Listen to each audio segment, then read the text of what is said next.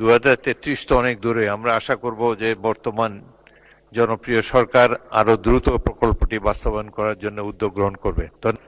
বাংলাদেশের একমাত্র জেলা হিসেবে ভোলায় এখনো সরাসরি সড়ক যোগাযোগ ব্যবস্থা গড়ে ওঠেনি। ফলে এই অঞ্চলের জনগণকে বিভাগীয় শহর বরিশাল এবং রাজধানী ঢাকায় যাতায়াতের জন্য সম্পূর্ণভাবে নৌপথের উপর নির্ভর করতে হয়। বছরের দীর্ঘ একটি সময়, বিশেষ করে কালবৈশাখী বর্ষা মৌসুমে অত্যন্ত ঝুঁকিপূর্ণ হয়ে ওঠে এই নৌপথ। এতে করে জরুরি চিকিৎসা সেবা ব্যাহত হয় এবং অনেক ক্ষেত্রে রোগীদের প্রাণহানির মতো ঘটনা ঘটে। অপরদিকে পণ্য পরিবহনে অতিরিক্ত সময় ব্যয় বৃদ্ধির ফলে এই অঞ্চলের কৃষক ও ব্যবসায়ীরা মারাত্মকভাবে ক্ষতিগ্রস্ত হন।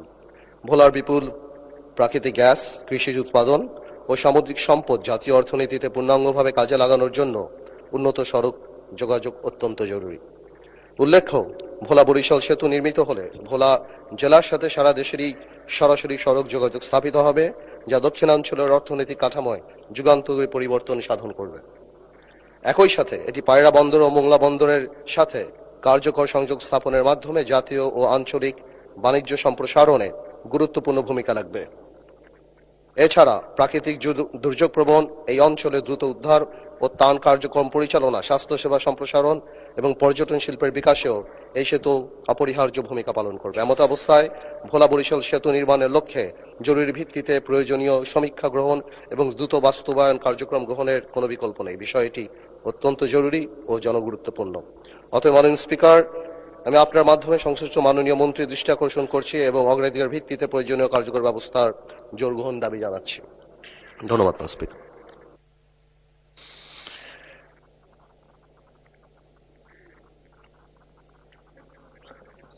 মাননীয় সড়ক পরিবহন ও সেতু মন্ত্রী জনাব শেখ রবিউল আলমকে এ বিষয়ে সংক্ষিপ্ত বিবৃতি প্রদানের জন্য আহ্বান জানাচ্ছি। মাননীয় স্পিকার, আপনাকে ধন্যবাদ। ৭১ বিধিতে সম্মানিত সংসদ সদস্য যে প্রকল্পটির গুরুত্ব উপস্থাপন করছেন, মহান সংসদকে জ্ঞাত করবার জন্য আমার এই বক্তব্য। এই ভোলা বরিশাল সেতু প্রকল্পটি মাননীয় প্রধানমন্ত্রীর প্রতিশ্রুত একটি প্রকল্প। ৪ ফেব্রুয়ারি ২০২৬ বরিশাল জনসভায় তিনি এই প্রকল্পটি